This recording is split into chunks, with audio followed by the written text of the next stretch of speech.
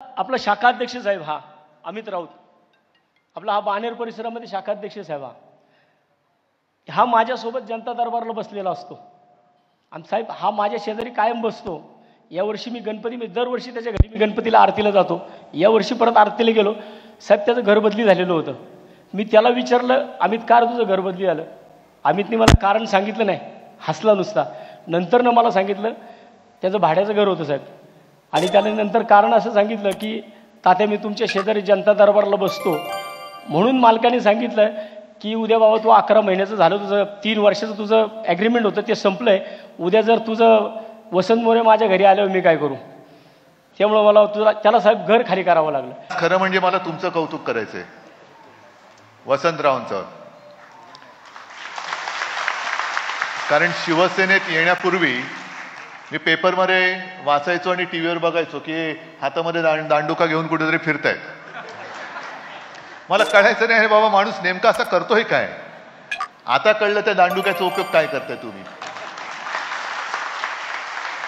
आणि ही कदाचित लोकशाहीची मी शोकांतिका नाही म्हणत, पण दुर्दैवी अवस्था आहे की कोर्टात जाऊन न्याय मिळत नाही, पण हातात दांडुका मिळाल्यानंतर न्याय मिळतो हे तुम्ही आज सिद्ध करून दाखवले. आज मला नक्की समाधान आहे. आणि वसंतराव तुम्ही जे म्हणता ना, सगळे शिवसैनिक तर सोबत आहेतच. करा ना सुरू दरबार करा, जनता दरबार सुरू करा. नाहीतर शिवसेनेचं जन्म घेण्याचं कारण काय दुसरं? न्याय हक्कासाठी लढणारी शिवसेना, न्याय हक्क, सत्ता असो किंवा नसो. तुम्ही जर का ठरवलं तर सत्ता परत येईल.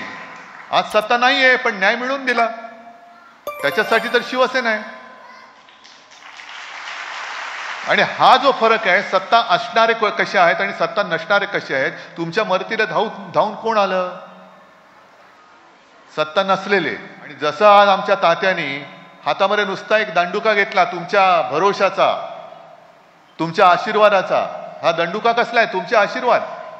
आणि तो घेतल्यानंतर समोरची लोक सरळ आली आणि तुमचं सगळं कर्ज माफ झालं. तुमच्या आयुष्यात थोडा तरी आनंद आम्ही देऊ शकलो, हे आमचं समाधान आहे. हे सत्तेपेक्षा मोठं समाधान आहे.